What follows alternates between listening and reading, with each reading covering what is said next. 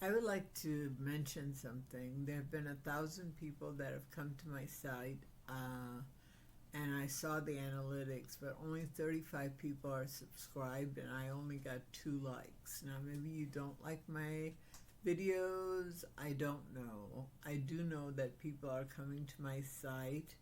I would like it very much if you would subscribe, and that you would like if you like one of my videos. So it just said YouTube works on the algorithm of likes and subscribes. So I would like you to like and subscribe if you want. And now this is the second book of the 2 books. One I did a week or so ago. I'm going to leave you now and just show you the book. So, and Rachel Rucker, I do want to say and enunciate the name, which I ate my words last time. I'm trying not to do that. Rachel Rucker, my friend, is going to read the script. It's the same script, but I think it has different visual impact this time. So here we have the second book, Wrapped in the Necklace. It has its own necklace, but I can't find it, which is not surprising. So I will undo if I can, I will undo the book.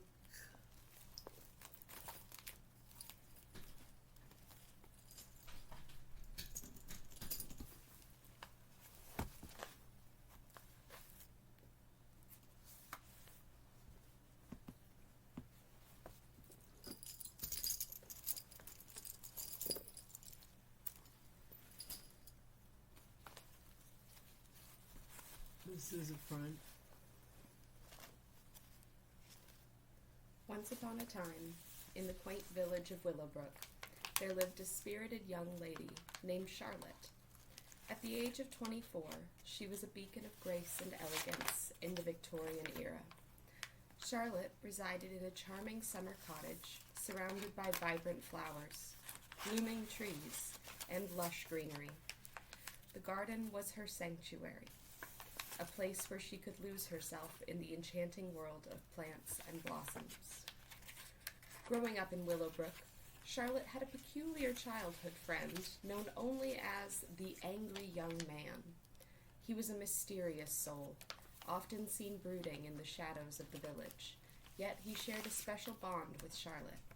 They had met and grown up together in the idyllic countryside, finding solace in each other's company amidst the beauty of nature. Despite the simplicity of her life, Charlotte's world was not limited to just her cottage and garden. In the grand neighboring castle, there resided 2 royal princes, Alexander and William, along with their majestic white horses and vigilant bodyguards. Although their families were not the same social league as Charlotte's, they cherished a genuine friendship that transcended societal boundaries. One fine summer day, as the sun painted the sky with hues of orange and pink, Charlotte found herself amidst her blooming garden, tending to her beloved flowers. The fragrant aroma of roses and lavender filled the air as she carefully pruned back the delicate petals. Nearby, the angry young man stood, his expression softening as he watched Charlotte's hands work their magic on the plants. Unbeknownst to Charlotte, the royal princes, Alexander and William, trotted into the village on their magnificent white horses, their bodyguards trailing behind them. Intrigued by Charlotte's passion for gardening, they decided to pay her a visit.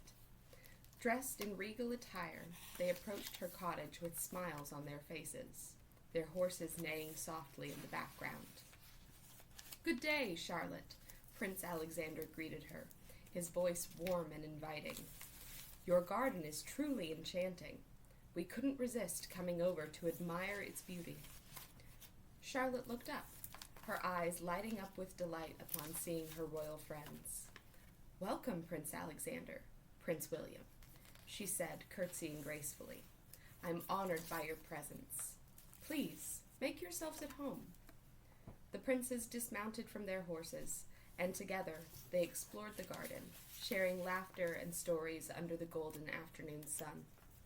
Charlotte, with her genuine kindness, effortlessly bridged the gap between their words, weaving a tapestry of friendship that embraced them all.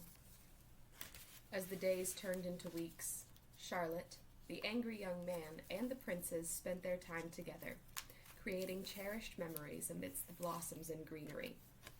They rode horses together, picnicked under the shade of an ancient oak tree, and shared dreams and aspirations that knew no social boundaries. In the heart of Willowbrook, a unique friendship blossomed, proving that love and camaraderie could indeed transcend the constraints of class and wealth. And amidst the laughter and joy, Charlotte, that spirited Victorian girl, found her place in the world, surrounded by the love of her friends and the beauty of her garden, forever nurturing the bonds that tied their hearts together. Lost in the pages of her favorite fairy tale, Charlotte felt a familiar, enigmatic presence near her one day. Out of the corner of her eye, she sensed his silent approach, his brooding aura casting a mysterious spell around him. Surrounded by her cherished orchids, she continued to read, her imagination dancing through the words, dreaming of her own adventures in faraway lands. The angry young man approached her quietly, drawn to the ethereal beauty of the orchids and the captivating world of books that Charlotte inhabited. He watched her from a distance, captivated by her passion for literature and for flora. With a gentle grace, he extended a finger and delicately placed it on the page of her book, breaking the enchantment of her story. Startled, Charlotte looked up, her eyes meeting his in a silent exchange of curiosity and understanding. She recognized the unspoken language that existed between them, a connection that transcended words. The corners of her lips curled into a warm smile as she closed her book, setting it aside with care. "You're here," she said softly, acknowledging his presence with a nod. "And what brings you to my garden today?" He met her gaze, his eyes revealing depths of emotion that words could never convey. With a sigh, he replied, "I needed to escape the chaos of the world, if only for a moment. Your garden and your company offer solace, Charlotte." In that fleeting moment, their unspoken understanding filled the air, weaving a bond that was as delicate and precious as the orchids that surrounded them. Charlotte gestured to the empty space beside her, inviting him to join her amidst the vibrant blooms. "Sometimes we all need a sanctuary," she said, her voice gentle like a whispering breeze. "A place where we can lose ourselves in the magic of books and the tranquility of nature. You are always welcome here, my friend." He nodded appreciatively, feeling a sense of belonging in her presence. Together, they sat surrounded by the orchids, sharing the quietude of the garden and the enchantment of stories, finding solace in the companionship that blossomed between them. As the sun dipped below the horizon, casting a golden glow upon the garden, Charlotte and the angry young man continued their silent conversation, bound by the threads of friendship and the shared love for literature and the natural world. As the sun dipped below the horizon, casting long shadows across the garden, her cook emerged from the quaint kitchen, her footsteps echoing softly on the cobblestone path. The tantalizing aroma of the evening meal wafted through the air, mingling with the fragrant scent of flowers and friendship. She called out to Charlotte, her voice warm, yet tinged with concern, breaking the spell of tranquility that had enveloped them.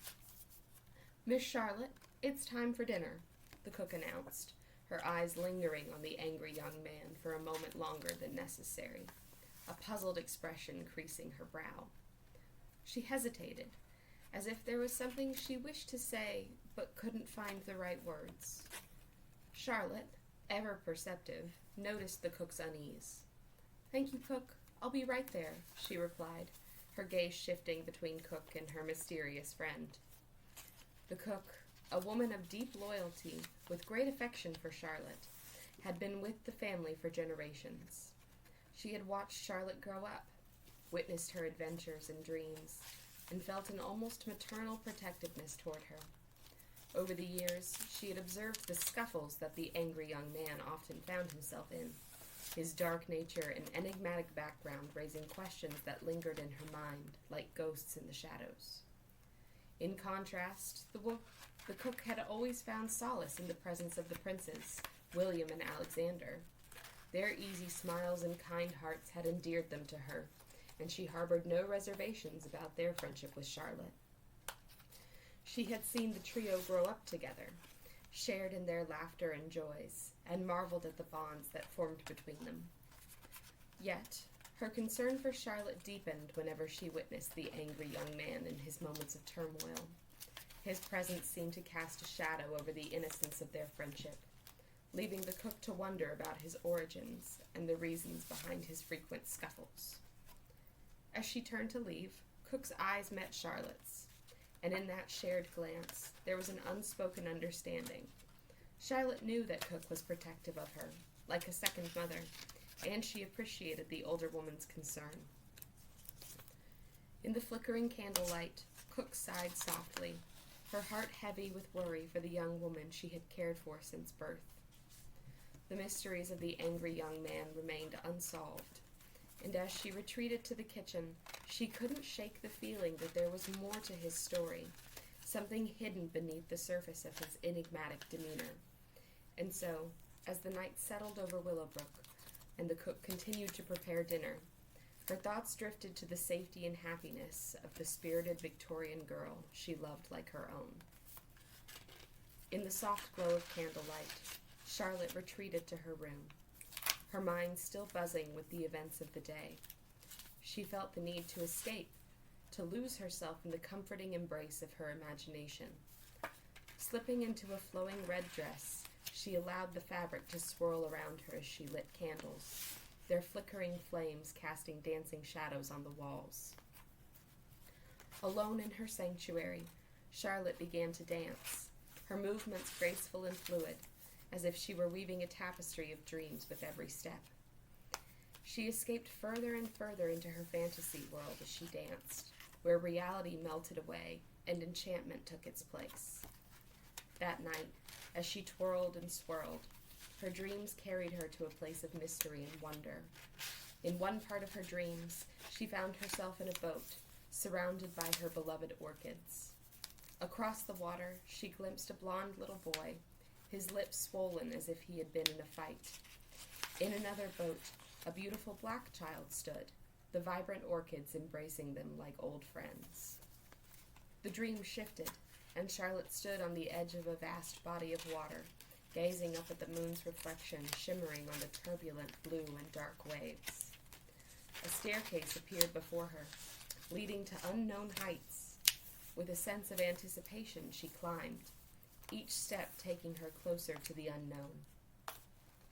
In another section of her dream, she saw a young man, his silhouette outlined against the twilight sky, ascending the staircase into the heavens.